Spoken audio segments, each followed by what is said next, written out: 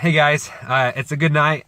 Again, I'm joining you from our old van, which means that our other two cars are being used. Our main workhorse is still being rented out, which is great news. I wasn't going to upload another video this week, but I wanted to share with you what happened tonight. So we had a young man who rented our car out for a couple of days. He's new to the area. He's a soldier, works in military intelligence, and just brand new, needed a car to get around just to kind of see the area. So he returns it. I actually drove and dropped the car off to him, had him drive me home to my house. I texted him my address.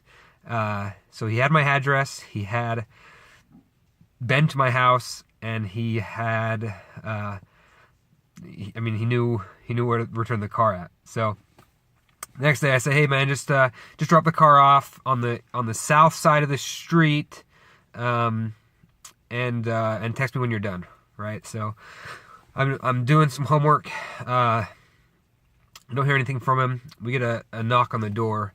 My wife answers it, and she's like, oh, it's probably Amazon dropping off some Christmas gifts. It was the police.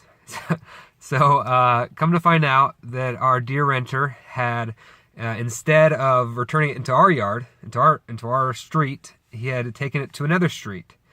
Now, I live on a military base, so it is quite possible that the houses look very similar, and so that's kind of understandable that maybe he could mix it up, right? But it was a different street name, and then he didn't even return it to the same street number. He returned it to a different number entirely, and then he parked it in their driveway. So it's raining. I walk over there. The officer tells me where I have to go. I roll up there. There's like a congregation of people out there that want to see whose vehicle is this. The cop was concerned because he left the key. We have a code. I told him to lock the key inside, hide the key and lock it inside. So the key's sitting in wide open view, right on the center console, and then his wallet he left his wallet there by accident. So I text him. He's like, oh yeah, I think I left my wallet there, man.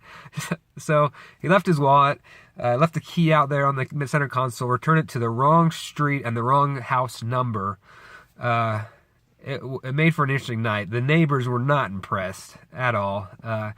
Come to find out that the lady whose house he had parked in had just been divorced from her husband. I guess it was messy, and she thought somebody was coming to steal her kids. So overall, very eventful evening. But car was in good condition, returned with a full tank of gas. He gave me a good rating afterwards.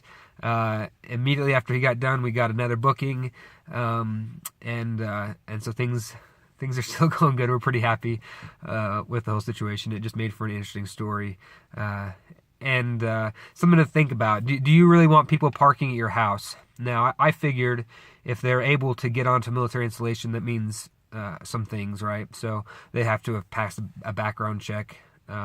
They have to either have a military identification or have a reason to be on the military base. So I thought to myself, I was like, I don't have a problem with soldiers bringing my car back to me. So I have no problem in that scenario, having people drop off and pick them up. But not everybody does that. So when you're setting up your drop-off location, yeah, it's convenient having people come to your house. Maybe you're not into that. Maybe you don't want strangers coming to your house at all hours, knowing where you live, knowing that you have multiple cars that are available. So that's something you kind of have to decide for yourself. We decided that we were okay with that, and we were comfortable with that risk based on where we live. But now the risk is maybe I don't really want people parking in my neighbors' driveways and not knowing exactly what to do. So good learning experience for us. I'll make sure in the future that I more clearly delineate where I want that vehicle to be, or more likely just pick alternate locations for people. So that was a good learning experience for us.